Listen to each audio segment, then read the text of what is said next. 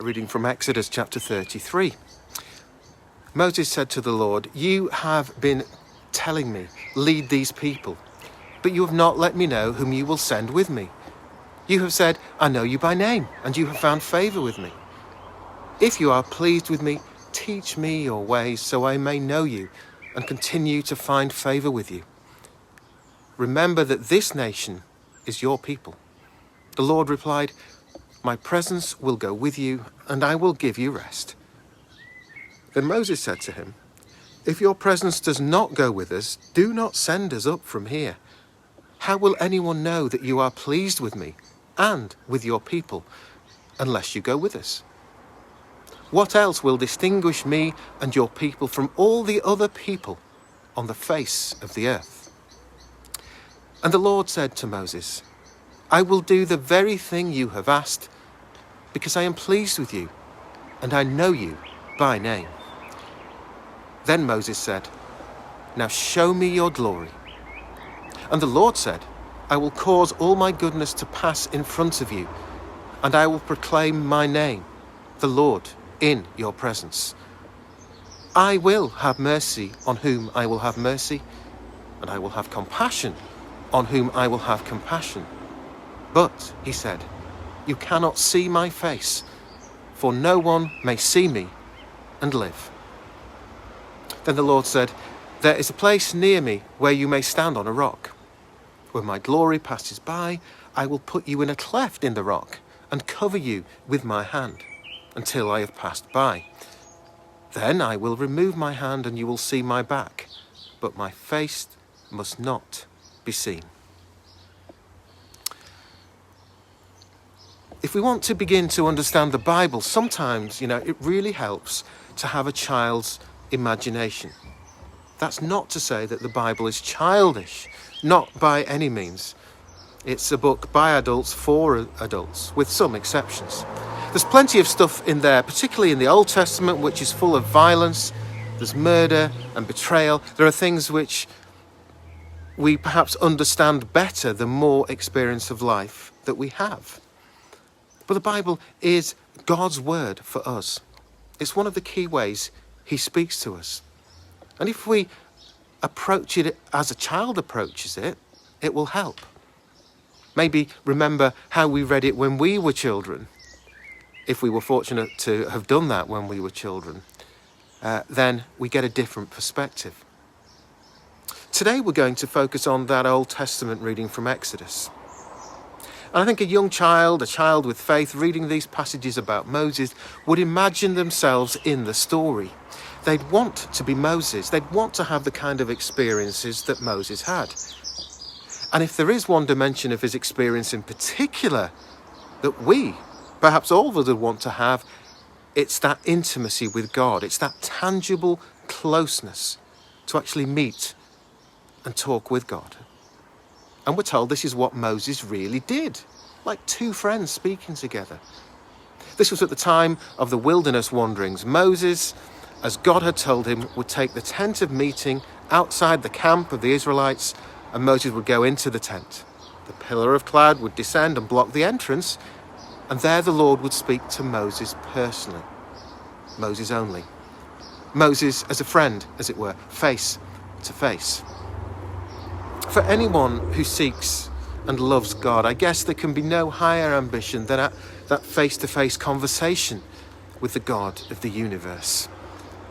And Moses had that. Any child reading this story would say, "Oh, I wish I could be like Moses and talk to God like that." But despite these conversations, Moses just yearned for more. He wanted to behold God's presence, literally to see him.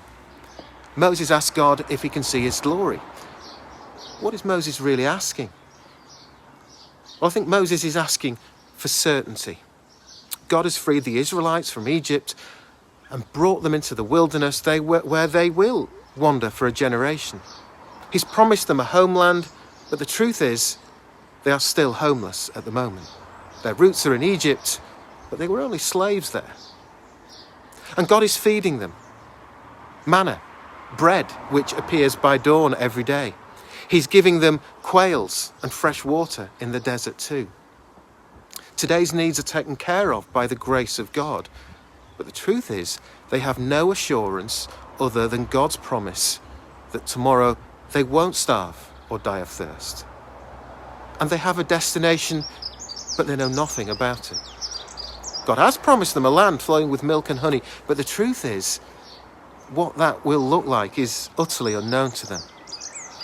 So isn't it natural that Moses wants to be just a little more sure? After all, a little more evidence is always nice, isn't it? On the one hand, he has a demanding and special purpose given to him by God, and on the other, he's leading this frightened and often cantankerous crowd of people. So in essence, he's saying to God, give me just a little more. I know we talk like we're face to face, but let's make it literally face to face, just one time, to make it easier for me to trust you, so that I can lead your people confidently. So, because it is a natural inclination to want to see God, and because Moses needs a little more certainty, he asks God this: show me your glory. Now, God offers Moses something, but not everything. I will make all my goodness pass before you, he says, and will proclaim before you the name, the Lord. And I will be gracious to whom I will be gracious, and I will show mercy on whom I will show mercy. But you cannot see my face, for no one shall see me and live. So God is going to let his goodness pass before Moses and proclaim his name with his own voice. But he's going to prevent Moses from actually seeing his face. Instead, God will let him see his back. Here's verses 21 to 23. See, there's a place by me where you shall stand on the rock. When my glory passes by, I will put you in the cleft of the rock, and I will cover you with my hand until I have passed by.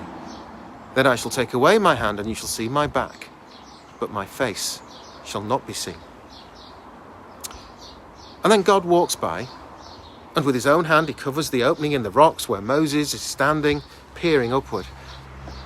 So I guess he sees God's palm. Then, God, having passed by and facing away, lifts his hand. Moses glances up, and he sees God walking away. He sees God himself, but only his back. I wonder what on earth that means. What does it mean? What does it mean for Moses? What does it mean for us? Well, we can know this for sure. It means that God is with Moses. He is there, that he listens, and that he responds.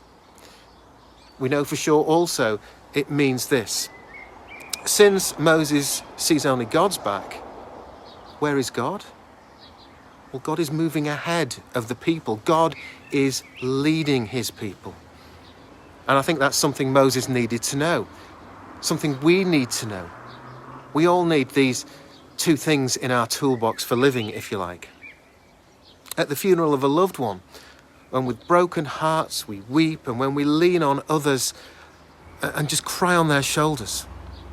When the funeral reassures us that God walks with us from this world into the next, we need to know that God hears and that God responds. When our health isn't good, when we have job issues or money issues and worry so much about what tomorrow might bring, we need to know that God listens and responds.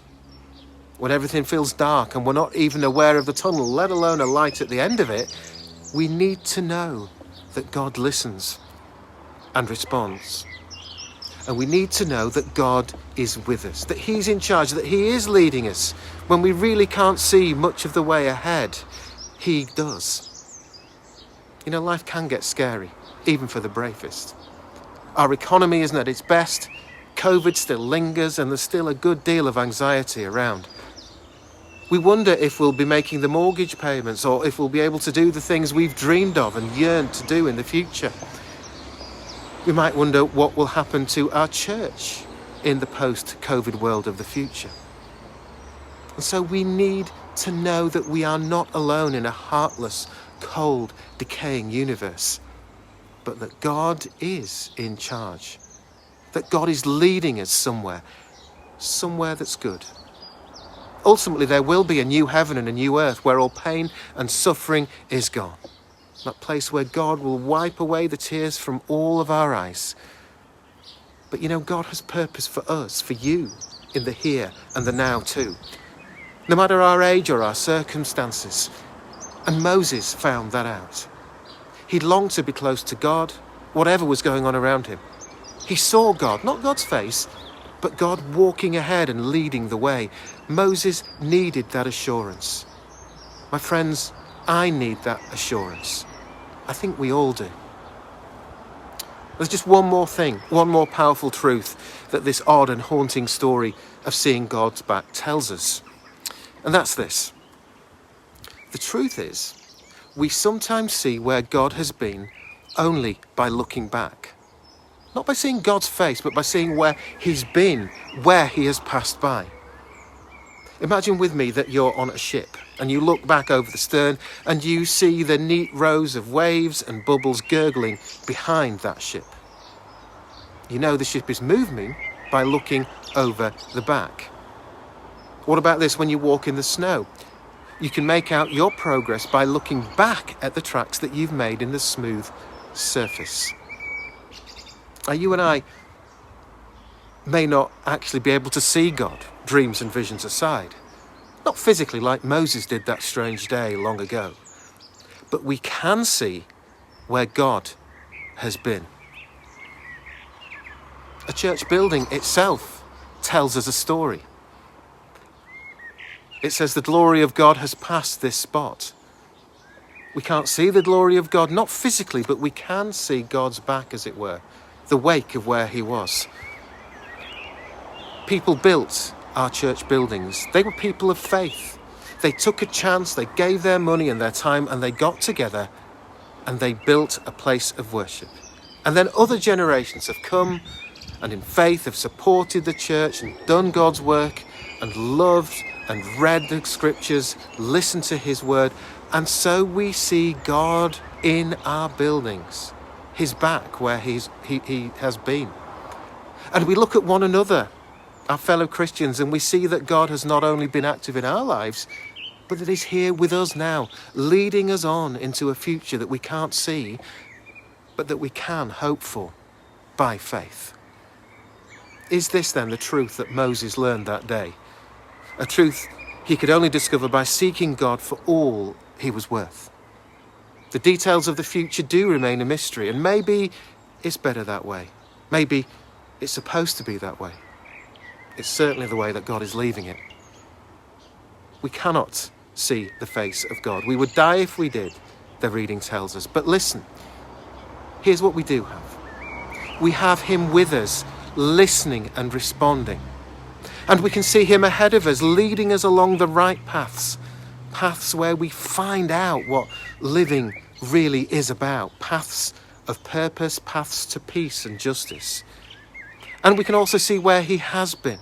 We can see his wake, the footprints of God tracks in the snow, the difference he has made where he has touched his people to love their neighbours as themselves. When Jesus was here walking the world, we knew where he had been. He left the religious people challenged. He left the leper whole. He left the sinful forgiven. He left the temple cleansed. He left disciples equipped to witness. He left the lame leaping for joy and the blind seeing. He left the hungry full. He left the poor rich. He left the mourners consoled. And he left the seekers at their destination. He left the lost back at home. He left the weary rested. He left those who wanted to trap him astonished. He left the weak strong, the outcast loved and welcomed. We, the church, the family of God, are the people with whom God goes, in front of whom